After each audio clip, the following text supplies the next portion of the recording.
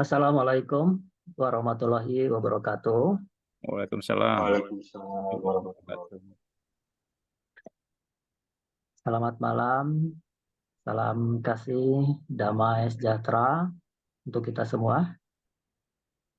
Om Swastiastu, Namo Buddhaya, Sampurasun, Rahayu Sagung Dumadi. Selamat malam Bapak Ibu sekalian. Setelah 2 minggu, hampir 3 minggu kita tidak ketemu.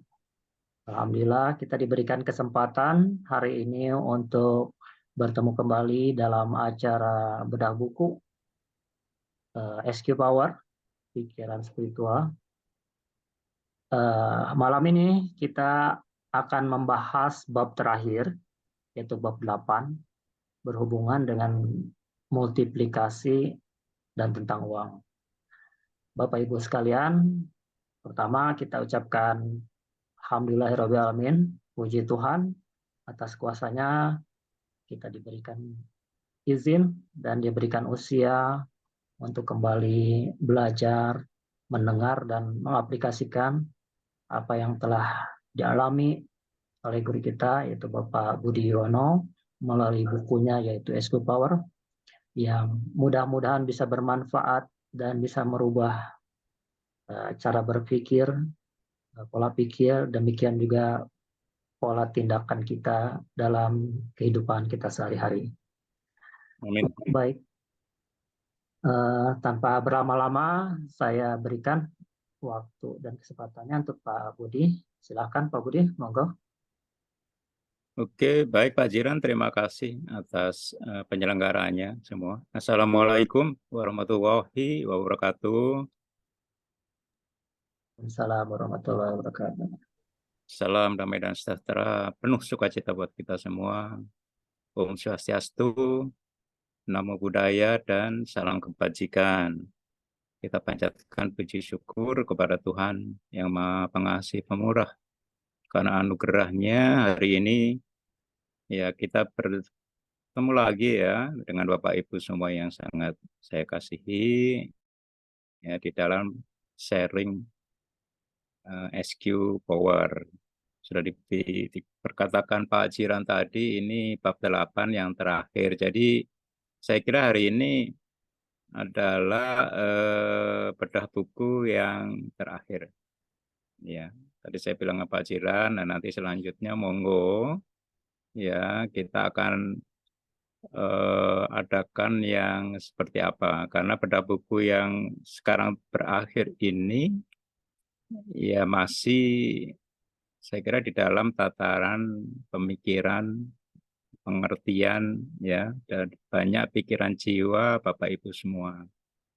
Nah, selanjutnya yang penting bahwa ini semua nanti bisa dimeditit menjadi pewahyuan Bapak Ibu semua masing-masing secara pribadi dan bermanfaat, termanifestasi nyata di dalam bidang kehidupan Bapak Ibu masing-masing itu. Ya, karena ini bukan ilmu pengetahuan tapi revelation knowledge ya. Jadi pewahyuan ya. Jadi hikmat pewahyuan ya, yang hidup, yang nyata. Baik Bapak Ibu, ya kita di bab 8 ini tentang pikiran spiritual dan uang. Salah satu contoh kasus ya sebenarnya aplikasi yang banyak kita alami semua dan saya alami. Makanya di dalam bab ini sebetulnya adalah pengalaman saya ya bagaimana saya menggunakan pikiran spiritual saya untuk bisa mengatasi masalah kehidupan saya tentang uang. Ini kemarin yang isi daripada bab 8 ya, dari yang pertama sampai yang ketujuh ya Bapak Ibu ya ini. Yang pertama adalah kesaksian saya, poin-poin kesaksian saya. Kedua itu bahwa uang itu adalah masalah spiritual. Karena kalau masalah spiritual ya uang itu hanya tunduk kepada pikiran spiritual dan hukum spiritual. Nah, terakhir yang 2 minggu kemarin ya bahwa uang itu adalah bagian mukjizat dan berkat Allah yang masih sangat relevan di dalam kehidupan kita yang masyarakat yang sudah modern ini. Ya, kita bisa belajar bahwa mukjizat dan berkat Allah itu berbeda. Ya. Nah, sekarang mulai malam ini ada 3 poin Bapak Ibu yang saya akan sharingkan kepada Bapak Ibu semua, yaitu nomor 5, yaitu bagaimana iman, yaitu pikiran spiritual saya, dan ketidakpercayaan pikiran jiwa kita tentang terwujudnya uang di dalam kehidupan kita. Itu yang nomor 5. Nah, yang nomor 6 adalah kita akan bahas di sini ya Bapak Ibu ya. Jadi apa namanya yang basic tentang uang, yaitu riba dan uang fiat. Uang fiat itu uang kertas di seluruh dunia, ya. Jadi termasuk US dollar, termasuk rupiah dan sebagainya sebagai penyebab inflasi. Ya. Nomor 7 adalah prinsip pikiran spiritual multiplikasi, ya, lipat kali ganda tentang uang yang akan kita bicarakan nanti di malam ini. Jadi nomor 5, 6, dan 7 ya kita akan sharingkan. Ya, saya kira tidak terlalu panjang ya, dalam 1 jam saya kira kita bisa selesaikan. Ya.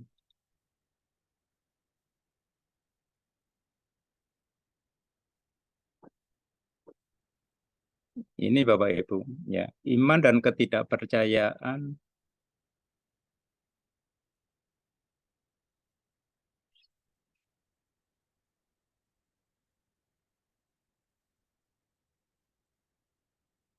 iman dan dan ketidakpercayaan tentang uang ya. Iman itu adalah pikiran spiritual atas uang. Itu adalah hal yang terkecil, tetapi ketidakpercayaan kita ya oleh pikiran jiwa atas uang itu adalah hal yang terbesar. Nah, ini dua kubu yang saling berlawanan yang kita harus bahas. Iman atas uang, ya iman pikiran spiritual kita itu sebenarnya hal yang terkecil yang termudah terwujud sebetulnya.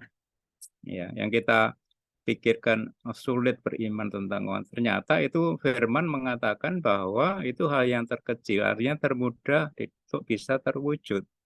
Ya, sebab dijamin dengan oleh integritas Tuhan, ujilah aku kalau aku tidak akan limpahkan semua berkat dan rahmatku kepadamu. Tuhan itu ya men-challenge kita, ujilah aku kalau nggak percaya. Nah, ini lagi nggak gampang gitu. Kalau percaya itu harus berbuat gitu. Ya, itu yang kita pikiran jiwa kita yang tidak mudah gitu. Kalau kita mau berenang, ya mesti terjun dulu ke air. Enggak, aku mau teori dulu ya. Enggak, yang paling cepat ya Pak Jiran tadi bicara dengan saya sambil nyebur terus praktek. Nah, itu. Jadi ngerti langsung nyebur nanti cepat sekali ngertinya itu. Nah, seperti itu. Nah, ini iman yang terkecil yang diperlukan, tapi harus yang terdahulu, ya karena ini merupakan iman dasar. Kalau kita bisa mempercayakan beriman, mempercayakan uang kita kepada Allah, ya makanya ini adalah iman dasar untuk bisa menerima janji-janji berkat Tuhan yang bertaburan di dalam firman-Nya itu, ya bisa kita terima ya dengan iman dasar ini. Ya, terkecil tapi harus bisa menerima janji-janji berkat firman Tuhan. Nih. Ya, kalau kita sebagai pengelola yang kita sudah bicarakan, yang setia kepada hal yang kecil, ya, yaitu harta kita milik Allah sebetulnya, maka Allah akan percayakan hal yang besar, ya, yaitu harta duniawi kita. Itu. Ya, dan satu lagi prinsip yang penting di sini bahwa Allah itu rindu menyertai kita, ya karena kita yang sangat dikasihi dan ada Roh Kudusnya dan Rohnya sendiri yang ada di dalam kita. Ya, intens sepanjang waktu di dalam hidup ini. Ini Allah kita, dan itu caranya hanya satu, ya menyertai kita, ya mikir di dalam memikirkan dan mencari uang. Itu pasti nanti kita akan bersatu terus dengan Dia. Nah, masalahnya kita di dalam hidup ini yang apa ya, yang segalanya perlu uang. Nah, kita biasanya tidak mengedepankan iman ini, ya, tapi yang kita kedepankan adalah ketidakpercayaan pikiran jiwa. Nah, ini pikiran jiwa atas uang ini merupakan ketidakpercayaan yang terbesar, ya. Ini masalahnya kalau kita pakai pikiran jiwa, sebab ya ini yang paling sulit terwujud. Ya, sebabnya apa? Panca indera manusia itu terobsesi kuasa fisik uang sejak lahir, betapa sulitnya ya di dalam mencari bersaing ya uang. Ya, sejak kecil itu kita sudah direncanakan semua oleh orang tua kita, ya kita sendiri. Hidup kita ini bagaimana mencari uang itu sudah menjadi tujuan ya cita-cita kita ya sejak kecil, dan itu mengobsesi pikiran jiwa kita ya sehingga menjadi ketidakpercayaan yang besar kepada uang itu jadi sulit untuk terwujud. Nah, tapi kitab suci kan menulis bahwa berbahagialah ya bagi yang percaya walau tidak melihat. Itu adalah sebetulnya melihat dengan mata iman, bukan mata fisik. Tapi yang kita lihat dengan pikiran jiwa itu adalah kan melalui mata fisik, panca indera. Sehingga timbullah ketidakpercayaan yang makin besar, makin besar, makin besar.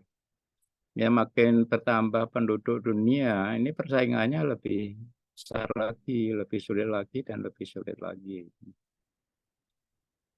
Ini Bapak Ibu ya, jadi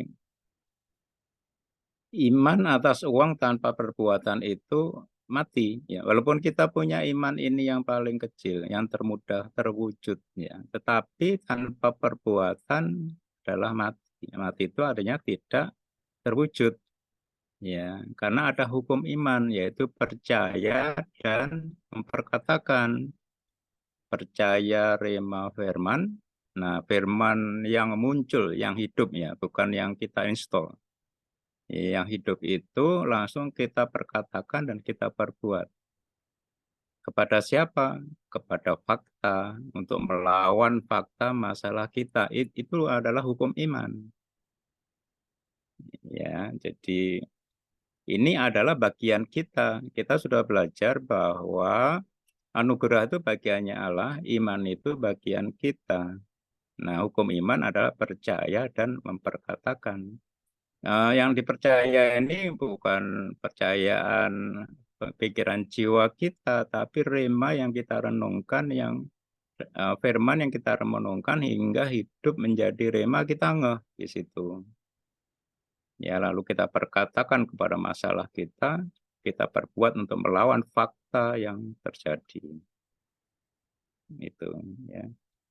Nah, tubuh ini adalah sarana perbuatan kita atau mediator yang sangat berkuasa ya, di mana iblis itu sebetulnya kan roh dia. Jadi di bumi ini tidak bisa berbuat apa-apa kalau tidak dimediasi oleh tubuh perbuatan kita. Makanya ini berkata dan berbuat di sini ini sangat powerful ya, sangat berkuasa untuk mentransformasi ya berkat Allah dari dimensi spiritual ke dimensi fisik sebagai co-creator ya. Ini sangat, perbuatan ini sangat penting, tapi yang perlu diingat bahwa perbuatan ini adalah beda, ada perbuatan iman, ada perbuatan kinerja. Nah ini beda banget ya, ini yang kita harus bisa ya, bahwa kalau perbuatan iman diinisiasi oleh iman yang timbul karena firman yang hidup menjadi rema itu dulu ya, baru kita harus perbuat, nggak bisa kita diam ya. Jadi bukan perbuatan kinerja yang legalitas, yang legalistik. Nah ini beda-beda ya. Jadi mohon bisa dimengerti. Ya beda apa ya urutan ya. Kalau perbuatan kinerja itu ya langsung berbuat saja ya karena apa namanya legalitas aturannya sudah jelas di situ. Ya. Oke, ini Bapak Ibu ya iman dan ketidakpercayaan. Kita teruskan ya Bapak Ibu ya.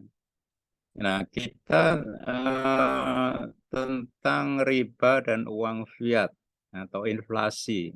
Ya, uang fiat itu adalah uang kertas. Ya, uang fiat atau uang kertas ini adalah komoditas yang termurah. Komoditas itu apa namanya barang ya, komoditas yang termurah. Ya. Nah, faktor penentu nilai komoditas itu hierarkinya seperti ini. Apa namanya yang bukan hierarkinya atau nilai penentu nilainya itu seperti ini ya. Ada 1, 2, 3, 4, 5 ini yang menentukan komoditas ini bernilai apa tidak atau nilainya tinggi apa rendah di situ. Ya pertama adalah jumlahnya terbatas, jarang atau paling enggak tetap itu. Ya kalau jumlahnya terus banyak, nah itu ya nilainya nggak bisa nanti naik. Dan sifatnya mulia ya, mulia itu sebetulnya kata umumnya ada deflasi, ya lawannya inflasi. Ya, pada riba dan uang fiat itu adalah sebab daripada inflasi, itu pengurangan nilai, stored value ya. Jadi dia bisa untuk kita jadikan apa ya, yang bisa menyimpan nilai, jadi aset yang bisa menyimpan nilai. Nah, nomor 2 itu, jadi jumlahnya terbatas atau jarang, makin jarang nilainya makin tinggi, sifatnya mulia, ya makin naik, ya apa tidak inflasi, ya itu nilainya makin tinggi dan manfaatnya besar. Nah, manfaat ini dibutuhkan dipergunakan luas. Nah, kita ada belajar bahwa uang ini kan tolok ukur ya, scoring board ya, papan angka ya. Nah, tapi ini kelihatannya disepelekan gitu. Kalau kita lihat pertandingan apapun itulah, disepelekan gitu loh. Jadi nggak banyak yang mempelajari dan memang nggak ada yang belajar itu. Ya, tapi scoring board ini kalau salah itu malah petaka besar. Karena ini adalah standar ukur daripada kinerja manusia seperti katakanlah timbangan ya. Itu kalau tidak akurat, waduh itu ya akan menjadi apa ya namanya ya masalah yang sangat besar. Nah itu, nah ini yang luput dari perhatian manusia dan di mana si iblis masuk di sini. Iblis itu pinter, ya, karena semua akan transit di sini. Nah kalau ininya salah, standarnya salah, ya sudah gitu. Ya contohnya kita ini ya katanya ini mulia gitu, ya kita pegang sebagai standar. Ternyata itu standarnya nggak mulia, turun terus ya. Nah, kita turun bareng-bareng, tapi kita tidak merasa turun karena bareng-bareng. Nah itu, ya. Yang keempat, sini manfaatnya besar. 4 adalah praktis digunakan ya dengan pertukaran dengan komoditas lain. Nah, sekarang tuh ada yang paling praktis ya digital. Ya sudah, jadi apapun itu kalau digital ya itu paling praktis dipakai dan disukai. Ya tinggal pegang HP kita sudah bisa macam-macam seperti toko online dan sebagainya ya praktis. 5 biaya rendah, biaya jasa pertukaran itu rendah dan ini di digital inilah yang paling rendah ya jadi nggak banyak makan biaya. Ini 5 faktor ini ya dari apa namanya penentu nilai komoditas dan hierarki nilai komoditas ini ada 9 ya Bapak Ibu. Ya. Ini yang pertama yang paling rendah adalah uang fiat ya. Jadi kalau kita mengumpulkan uang dalam bentuk uang ya, uang kertas apapun itu adalah komoditas yang nilainya terendah. Ya, kita bisa lihat ya bahwa rupiah ini sama beras saja kalah ya. Jadi makin semakin tahun itu beras itu tambah mahal ya. Itu bukan berasnya yang mahal, tapi nilai rupiahnya yang turun ya. Jadi hati-hati Bapak Ibu kalau sudah mendapatkan uang ya, tapi kalau disimpan di dalam bentuk fiat ya itu akan nilainya menurun terus. Dua bahan pokok ya yang sebagai apa ya standar penghitungan inflasi juga ini. Kendaraan juga ya, ini nomor tiga. Tempat yang lebih hierarki lebih tinggi adalah properti ya. Dan lima tambang minyak yang sekarang sudah mulai turun juga.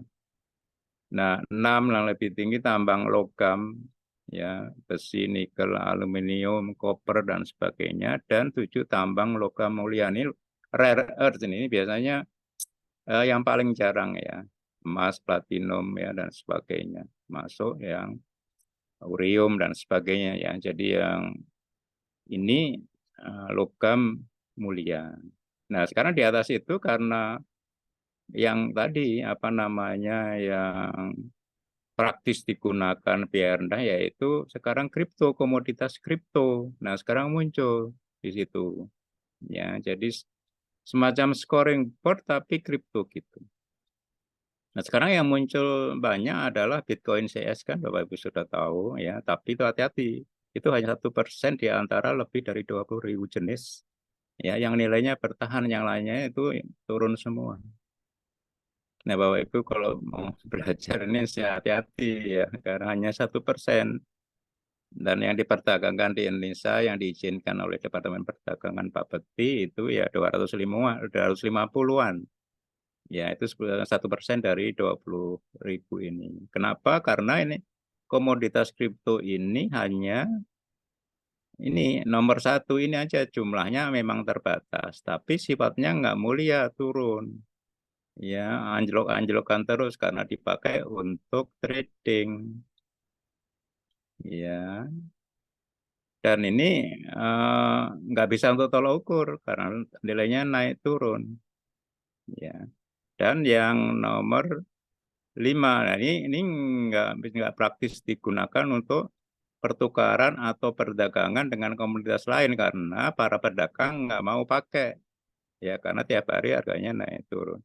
Nomor 5, biaya rendah ya. Kalau kita menukarkan lewat kripto itu berapapun ya, itu biayanya sangat murah dibanding dengan kalau kita lewat perbankan ya. Jadi nah ini komoditas kripto ini yang 1% Bitcoin CS itu yaitu memenuhi kriteria nomor 1 dan nomor 5, jumlahnya terbatas karena dia ada teknologi blockchain yang itu terbatas ya, nggak bisa di setel semaunya saja gitu.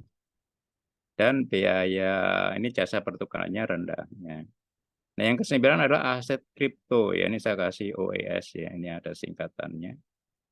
Nah, ini beda ya. Ini aset kripto yang memenuhi standar 1, 2, 3, 4, 5 ini semua. Yang dilegalkan kalau di Indonesia dilegalkan secara prinsip ya oleh Bank Indonesia dan dihalalkan secara prinsip oleh MOI karena bisa sebagai stock value ya. Jadi ini nilainya ini bisa stabil bahkan naik deflasi. Nah, ini adalah aset kripto. Nah ini Bapak Ibu harus paham dulu. Ya ini saya jelaskan uang yang paling mendasar. Ya nanti aplikasinya Bapak Ibu bisa ke semua bidang ini, monggo silakan ya. Tapi yang sangat mendasar dan global. Ini yang saya akan jelaskan. Jadi Bapak Ibu yang ini luput dibicarakan. Ya scoring board ini, tolok ukur ini. Ya. Dan ini sudah menyerang, merambah seluruh dunia di situ. Oke, seterusnya ini saya ceritakan sedikit dengan prinsip kebenaran bisnis dan investasi. Ya, ini ada perusahaan Jepang ya Bapak Ibu yang berusaha di Indonesia 40 tahun. Kalau di Jepang udah di atas 100 tahun ya. Begitu 40 tahun itu akumulasi labanya itu nol. Nah ini kan pihak Indonesianya marah-marah itu. Ya, dia berusaha di bidang tembaga murni dan tembaganya itu dia dilindung nilai. Tapi waktu berdagang karena dengan bayarnya harus US dollar ya, itu rupiahnya nggak dilindung nilai. Ya, itu dia lupa karena rupiah ini ya sama dolar ini kan uang anu ya, uang fiat orang kata semua dua-duanya itu nilainya rendah tapi rupiah itu lebih rendah dari dolar. Ya dari dulu kalah terus kan gitu ya. Nah ini, 40 tahun berusaha akumulasi labanya nol. Ya, jadi shareholder ya Indonesia marah-marah. Ya kalau saya santai saja karena kamu 40 tahun telah menghidupi bangsaku. Kalau saya bayar pajak. Iya, itu saja. Mereka nggak ngerti orang Jepangnya. Itu di Jepang saya bisa untung. Itu sini kok rugi. Tuh. Ini ya, jadi kita contohkan rupiah kita sejak zaman kolonial ya tahun 45 itu satu rupiah itu satu gulden Belanda atau 1 euro lah gitu ya. Tapi sekarang itu kan 1 euro 16.000 rupiah. Ya jadi dalam 75 tahun itu menjadi 16.000 kali. Bayangin itu Bapak Ibu itu. Ya kalau kita dulu pegang Bapak Ibu kita pegang gulden aja gitu atau euro disimpan itu udah 16.000 kali sekarang. Sama, ya US dollar itu sudah nggak di-packing emas tahun 71. Ya sejak tahun 71 sampai sekarang itu 50 tahun ya Bapak Ibu ya. Itu harga emas itu adalah 50 kali dalam US dollar, sama. Nah karena tadi prinsip nilai komoditas yang salah yang dipegang. Nah, harusnya itu setiap aset atau laba yang diperoleh ya harus selalu dikonversi setiap saat sebetulnya. Ya paling enggak dari rupiah ke US dollar menjadi logam mulia, kalau bisa nanti ya ada aset kripto di situ. Oke, kita bicara tentang riba dan uang fiat ya. Riba ini adalah stimulus inflasi yang stimulasi inflasi, uang fiat ini akar daripada inflasi. Ini, jadi akarnya adalah uang fiat itu sendiri. Nah, riba ini mulai zaman Romawi dan Yunani dulu 500 tahun sebelum Masehi ya, sebenarnya mulai dengan hutang gitu. Kalau ada orang hutang, ada yang mempihutangi dengan akhirnya timbul riba kan itu sebetulnya. Makanya riba itu dilarang di kitab suci dan di Injil 1 Masehi. Injil itu sebetulnya tidak melarang riba tapi melarang berhutang. Karena berhutang itu akan menimbulkan riba di situ. Dan Quran 622 Masehi mulai melarang riba. Ya, itu kitab suci sudah menulis di situ. Nah, yang menyebabkan stimulus inflasi itu tidak hanya riba sebetulnya yang perbankan sekarang anut itu riba dan fractional reserve banking dari fiat orang fiat ya. Jadi ini FRB ini begini, kalau kita deposito ke bank ya Bapak Ibu ya, 10 gitu ya. Itu bank itu berhak meminjamkan kepada apa namanya debitor ya, debitor lain ya. Itu 9 itu boleh dipinjamkan ya tanpa ada barangnya, tanpa ada uang fiatnya. Bayangkan itu dan itu sistem itu dilegalkan. Ya, tidak hanya riba sendiri, tapi riba menimbulkan itu, ya karena perbedaan riba antara yang deposito tadi sama yang minjem. Ya kita bank nggak perlu mengadakan uang kertas lagi, ya itu aturan daripada sistem perbankan. Jadi bayang aja deh yang 9 itu sebenarnya fiktif, ya belum kalau nanti kredit macet dan sebagainya. Ya, oke. Ini adalah stimulus inflasi. Ya, makanya sekarang ada teknologi blockchain yang mengganti nanti sistem perbankan. Yang sebetulnya nih trust institution akan diganti oleh trust mesin. Ini mesin, kalau udah mesin ya sudah teknologi yang akan mengganti. Ini FRB ini masalah Bapak Ibu, sangat masalah. Ya. Nah, uang fiat ini adalah akar inflasi yang dimulai dengan di Eropa sama di Eropa Goldsmith Note. 1600 Masehi. Nah, ini sesudah Injil dan Quran, jadi luput dibicarakan ini. Yang ini yang sudah ditulis di Quran dan Injil saja sampai sekarang sulit untuk diatasi. Ya, karena selalu saja ada orang yang berhutang sehingga timbul yang mempihutangi mengambil riba, kan gitu. Lah ini 1600 Masehi, ya Quran 622 Masehi. Jadi ini luput Injil ditulis di Injil dan di Quran. Nah, ini akarnya ada di sini. Dan Presiden Amerika Richard Nixon tahun 71 ini mulai mencetak uang fiat US dollar tanpa jaminan emas lagi. Dia mengkhianati grupnya dengan perjanjian Bretton Woods itu. Ya, namanya bailout, quantitative easing atau yang kita populer dengan BLBI. Oke. Ini sebenarnya surat utang negara yang dijual kepada kita semua penduduknya sebagai surat berharga. Nah, Bapak itu bisa bayangin di situ ya. Nah, uang fiat ini adalah inflasi, akar inflasi ya. Bayangkan itu sebagai darah, maka hati-hati dengan cash flow.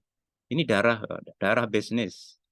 Ya, cash flow. Jadi kita nih manusia kalau cek darah semua bagus. Ya. HB-nya bagus terutama itu yang lain gulanya, kolesterol dan lain bagus ya. Tapi tahu-tahu kita di nadi kita itu kesilet ya, jadi bleeding, pendarahan. Nah, kita bisa kolaps di situ. Ya, ini hati-hati ya karena uang fiat ini cash flow ini di dalam kita berbisnis harus dijaga betul. Ya. Nah, bank sentral terutama the Fed yang di Amerika, bank sentral Amerika, kan kita kan Bank Indonesia ya. Itu semua bank sentral itu milik bank swasta bukan pemerintah ya Bapak Ibu. Jadi Bapak Ibu saya kasih pemahaman ya.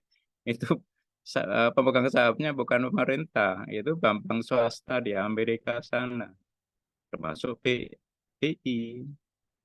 Ya, jadi itu harusnya cadangan devisanya harus mulai ya dirubah ke yang paling tinggi nilai komoditasnya yaitu aset kripto sebetulnya ya itu anjuran dari para IMF sebetulnya di situ ya tapi ini bank BI dan sebagainya bank di Cina nah, BI juga nanti akan mengeluarkan rupiah digital ini beda ini bukan kripto ya Bapak. Digital ini adalah tetap uang fiat kertas base-nya tetap inflasi tampan bentuknya adalah digital saja, tapi tetap turun nilainya.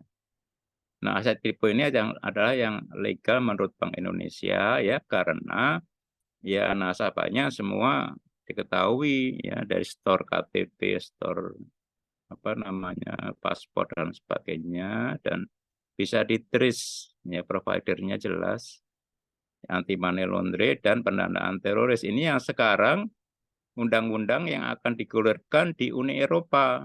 Kalau Amerika kemarin sudah ya Bitcoin CS itu. Nah, ini Uni Eropa akan menerbitkan itu. Ya, ini hal menurut MUI jelas akadnya, ya, STNK-nya jelas gitu, sertifikatnya jelas gitu kalau di situ. Enggak seperti kita beli yang Bitcoin CS. Dan bukan sifatnya bukan gambling, bukan trading, bukan judi. Ya, dan kerugian itu apa namanya customer akan dijaga. Yang kita tadi belajar bahwa yang 99% itu customernya semua rugi semua. Bayangin itu. Dan punya penyimpan nilai atau store value. Ya. Dan ini disepakati oleh negara G20, IMF, dan Bank Dunia. Kita lihat satu nih, Indonesia nih Bapak Ibu ya, mengenai inflasinya itu. Kalau saya lihat 10 tahun terakhir itu 4% per tahun ya. Sekarang lebih bagus, kalau dulu 2 digit ya. Nah Pak Jokowi ini luar biasa ya, 1% gitu sekarang. Luar biasa itu. Tapi kalau kita rata-rata itu 4%. Inflasi itu sebenarnya HBG darah kita. Ya, penurunan HB darah kita, tapi ya ini 4% ini. Nah, di luar itu Bank Indonesia mencetak uang. Kalau Bapak Ibu lihat ya 10 tahun, 20 tahun terakhir 10 tahun itu dicetak setiap tahun 35% nambahnya. Bayangin itu. Nah, Bapak Ibu bisa bayangin, nah, itu nggak pernah dipermasalahkan. Ya, sebenarnya kalau inflasi 4%, ya dicipta 4% saja untuk nambal itu kan, ya beredarnya di situ. Nah, masalahnya kalau inflasi ini HB-nya turun sedikit, katakanlah yang biasanya standar 14, Bapak Ibu sudah 12 katakanlah, atau 10, masih hidup sih, oke Lis ya. Tapi ini adalah transfusi, tapi transfusi dengan HB yang 0. Apa? Karena nggak di-packing emas. Nah, hanya kepercayaan utang negara kepada negara. Nah, negara pengelolaannya, nah harus benar sebetulnya. Nah, banyak yang dikelola tidak benar. Ya, ada korupsi dan sebagainya. Ini kan pengenceran sebetulnya. Ini yang lebih parah sebetulnya. 35% ini. Ya, jadi ini Bapak Ibu saya ya Bapak Ibu apa namanya? Pemahaman yang mendasar supaya Bapak Ibu ngeh aja gitu. Dulu ya. Ini masalah negara, masalah dunia ya, bukan kita sebagai pribadi sulit untuk menghindar dari situ. Nah, ini prinsip multiplikasi uang ya. Pikiran spiritual multiplikasi uang. Ini yang saya praktekkan ya. Pikiran spiritual banyak sebenarnya, tapi ini yang saya praktekkan ya. Penciptaan generatif, pemenang dan iman disertai perbuatan ya. Penciptaan ini saya menanam benih OES ini ya. Saya menanam benih. Ini adalah visi pikiran spiritual, bukan investasi pikiran jiwa. Ya, karena berasal dari rema firman saya yang timbul hikmat dan pewahyuan, baru saya melakukan perbuatan di situ. Saya tanam benih di sini. Ya, saya bergabung di sini. Oke, itu penciptaan. Ya, karena dari visi ya menjadi fisik ya gitu. Nah, kedua adalah pikiran spiritual generatif.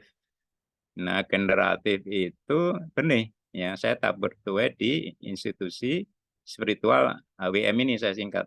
Ya, ini sumber makanan ruh saya. Nah, saya tabur benihnya di situ. Nah, Bapak Ibu silakan di mana saja ya. Tapi ini generatif, otak benih itu multiplikasi. Saya sudah bicarakan sebelumnya, bisa kalau Injil itu 30 kali, 60 kali, dan 100 kali. Kalau di Quran itu 700 kali. Dan ini yang susah ini, pikiran spiritual pemenang. Ini saya lakukan ya, yang dulu saya nggak bisa. Ya, tapi Roh Kudus memampukan saya mengampuni dan mengasihi yang mengambil hak sah kita. Ya, jadi ini dengan ikhlas kita bisa, malah kita kalau bisa memberkati. Sebab saya percaya ya bahwa Tuhan itu adalah pengacara kita. Ya, kita pembela dan pembalas kita. Kepada siapa kita membelanya? Kalau kita pikirnya membela pada orang yang ambil hak kita, bukan. Itu ya jangan pernah benci sama manusia ya Bapak Ibu ya. Karena itu adalah semen, ya, teman seperjuangan kita untuk sama-sama nanti melawan musuh kita masuk ke kerajaan Allah. Ya, itu membela kita, pembalas kita kepada si jahat itu. Ya, itu di dimensi spiritual. Nah, saya harus menang di situ. Ini pemenang ya. Jadi ini semua ada di pikiran spiritual ya, penciptaan generatif benar. Dan pikiran spiritual iman dengan perbuatan, perbuatan iman ya. Makanya saya mensiarkan, mensaksikan firman ini melalui SQ Power untuk memerdekakan pikiran dan uang daripada setiap audien yang mendengar. Nah, ini adalah pikiran spiritual untuk yang dengan prinsip multiplikasi lipat kali ganda. Ya, oke. Nah, remuk pikiran jiwa ya. Kita banyak kepepet masalah ya Bapak Ibu di sini ya. Sehingga pikiran kita remuk. Ya. Ini bagus.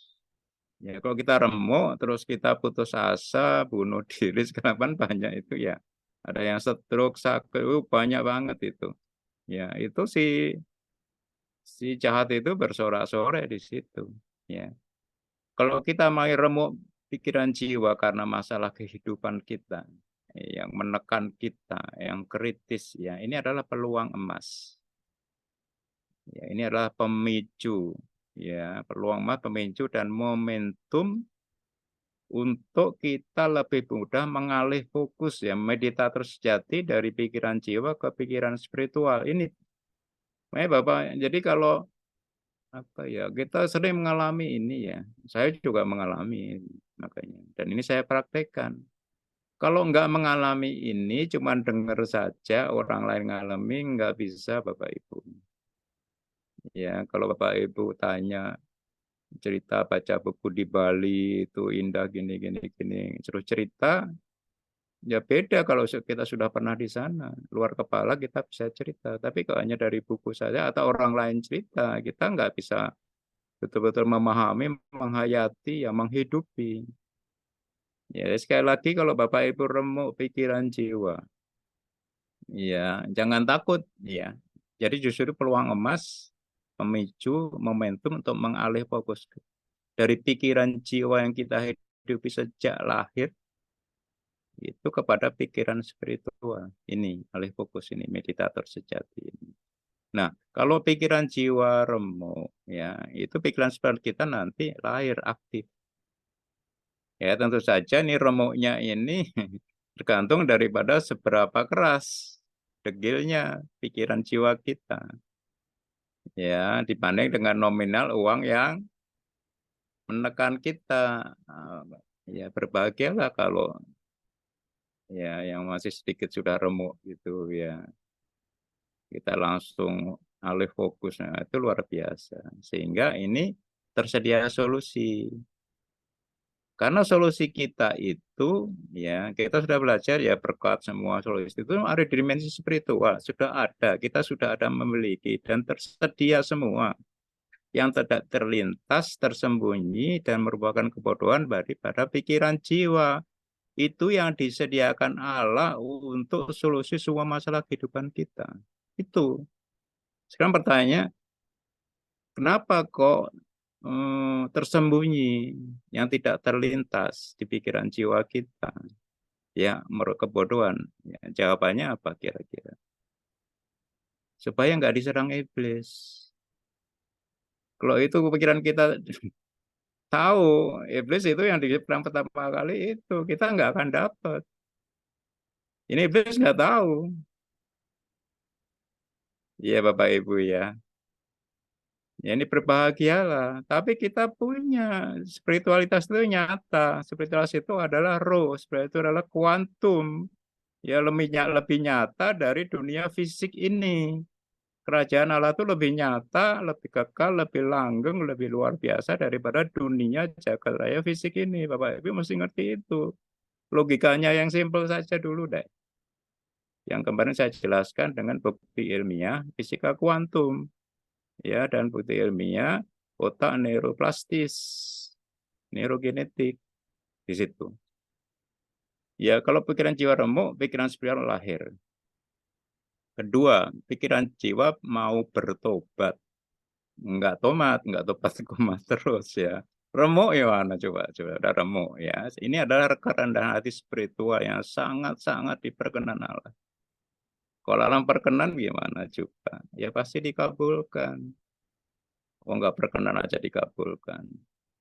Lipat kali ganda gitu.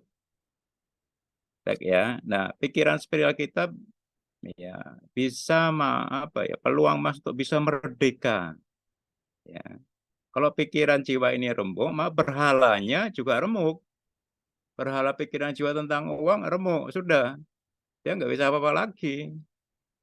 Ya sudah remuk, nggak menjadi berhala kita lagi. Ya, dan pikiran jiwa ini lemah, mau tunduk, sepakat kepada pikiran spiritual. Nah, ini sebenarnya kita dipersiapkan untuk kehidupan surga itu seperti itu.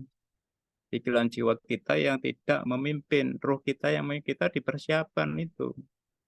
Makanya kok bersyukurlah Bapak Ibu kalau gitu lagi pada Jangan putus asa, apalagi terus suudzon sama Allah. Loh Allah kok aku udah sholatku udah begini-begini kok nggak dikabulkan. Wah ini kebalik-balik nanti di situ ya. Oke, merdeka. Nah, remuk, pisikan luar itu, pisikan spiritual itu bisa diam dan wukuf. Jiwa itu diam dan wukuf. Bapak Ibu mungkin ada sebagian yang haji, ya, yang wukuf di Arafah. Itu sore rubuh itu rame banget tuh, ngobrol. Nah ini kenyataan seperti itu. Wukuf itu harus diam.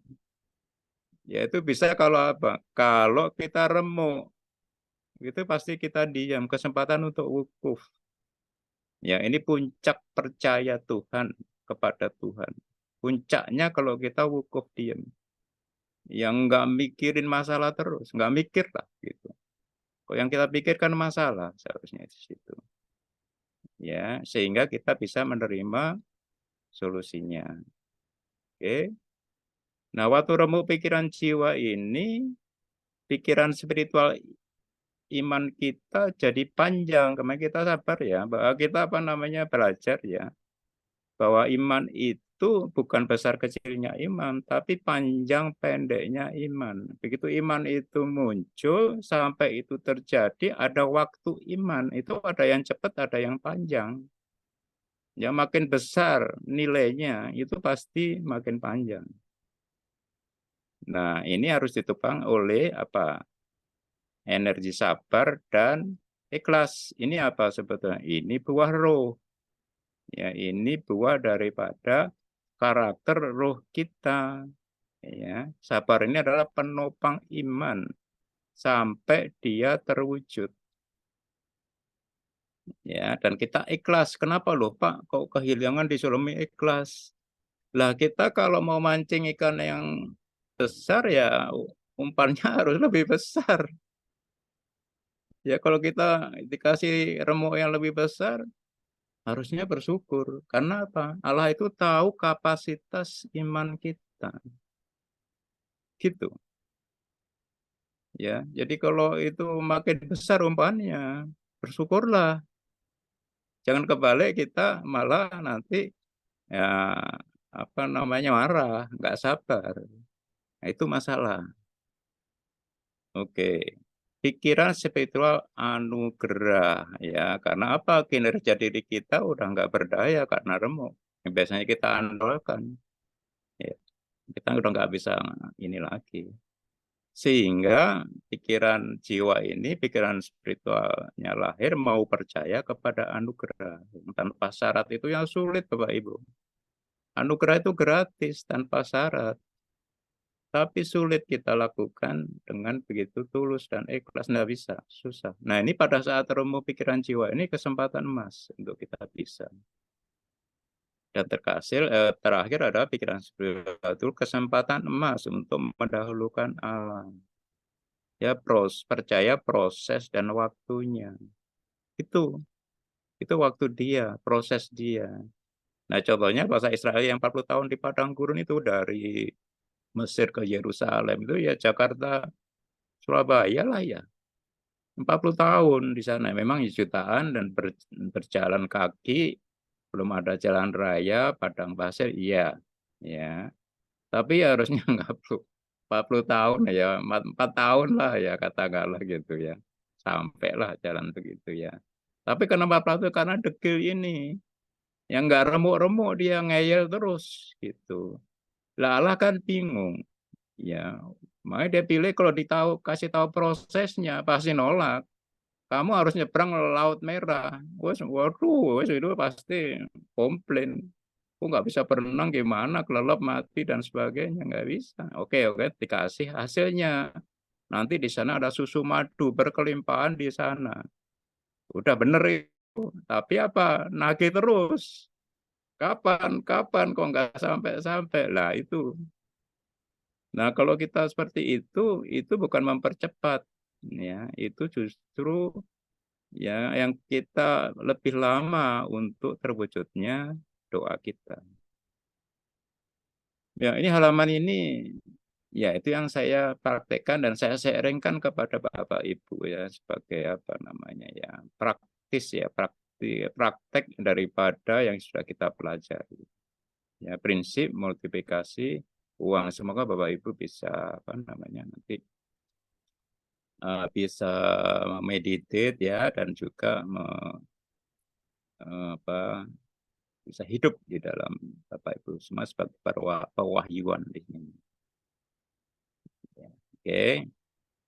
Ini terakhir ya Bapak Ibu ya. Contoh saja ini, visi benih uang OES. Ya, ini sebenarnya kebenaran dasar tentang uang dan berskala global ya. Jadi sebenarnya banyak yang lain sebetulnya ya, yang skalanya enggak ini skalanya global memang ya. Makanya perlu waktu dan masalah, tapi tetap kutuk itu menjadi berkat. Kita belajar berkat ya kemarin ya. Bahwa berkat itu nggak bisa ditolak, nggak bisa dibatalkan ya oleh musuh kita maupun oleh Allah sendiri. Karena ini perkataan Allah sendiri, integritas Allah sendiri nggak bisa. Yang membatalkan adalah kita. Ya, ini saya singkat saja ya. Ini sebenarnya perang spiritual antara rencana Tuhan dengan roh jahat ya tentang sistem moneter dan uang fiat dunia sebetulnya. Ya ini melalui OES ini ya. Tahun 2014 OES itu lahir di Eropa, di Bulgaria sana. 2016 inilah visi OES. Inilah yang saya sebut universitas uang yang tidak ada. Pendidikan tentang uang. Langsung praktek. Ya ada teorinya dan yang banyak adalah prakteknya. Ya dan ini bukan investasi kripto, bukan tapi visi. Kayak kita sekolah di universitas kita bayar, dapat ijazah. Nah, ya disalahartikan oleh apa namanya leader-leadernya dulu yang mau dapat jadi MLM. Nah, bukan, ini bukan MLM. Ya, yang penting mereka dapat komisi, tidak menjelaskan dengan benar. Ini dipelintir oleh leadernya menjadi investasi. Kalau investasi kan menarik ini. Kalau ini suruh dapat ijazah doang, nggak ada yang mau. Nah, itu dulu disalahgunakan. Makanya itu masalah pertama yang besar. Tapi waktu itu karena disalahgunakan, salah artikan, ya membernya melejit 3,6 juta seluruh dunia di 190 negara. Dan sekarang menjadi power yang sangat ya bisa dipakai untuk apa? Kalau kita punya Bapak Ibu punya satu komunitas 1.000 aja, ya itu nawar beras bisa murah bareng-bareng. Ya sama.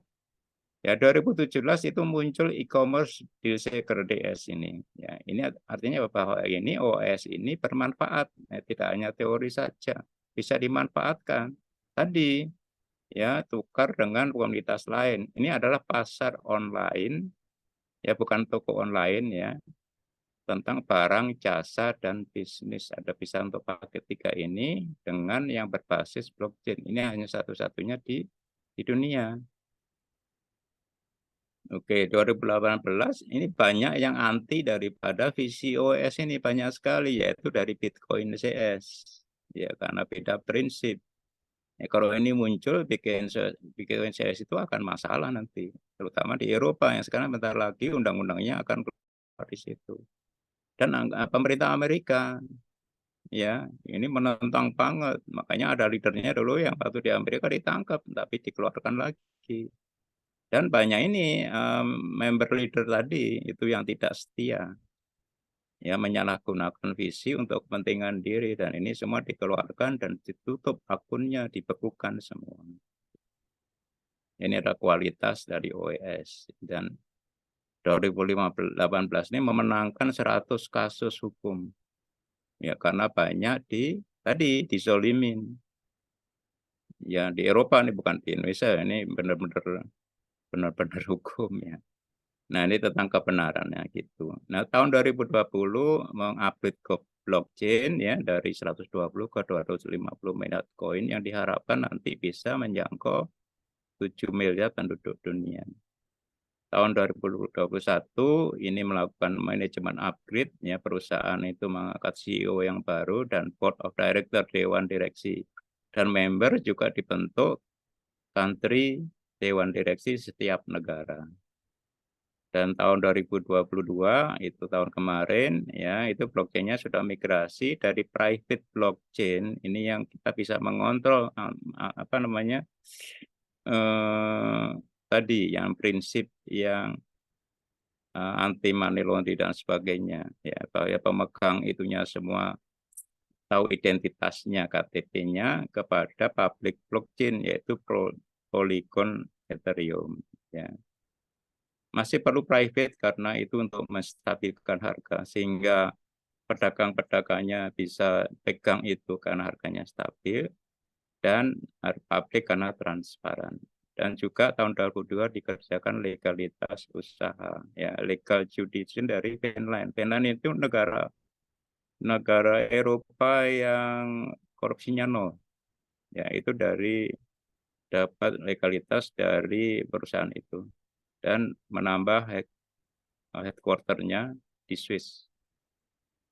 Dan ini tahun 2023 mulai mengkonversi es itu ke fiat, tapi tidak ke bursa dulu ya, tapi ke merchant, pedagang. Jadi pedagang mulai bisa mengkonversi OS ini ke fiat dan mulai melakukan bisnis B2B. Jadi dari perusahaan ke perusahaan tidak hanya individu ya. Ini Bapak Ibu hanya satu contoh saja ya bahwa perjalanan semua kebenaran ya itu tidak mudah ya. Jadi ada perlu waktu iman tadi. Ya kalau makin skalanya makin global ya makin mendasar waktunya tentu saja makin panjang ya. Nah, kita bisa praktekkan ini semua di dalam apa kita pribadi masing-masing dan masalah yang kita hadapi masing-masing. Ya. Ini Bapak Ibu semua, saya kira hari ini sudah selesai paparannya Pak Zilan. Hampir 1 jam saya kira ya. Ya pas ya. Jadi monggo kalau mau ada yang ditanyakan.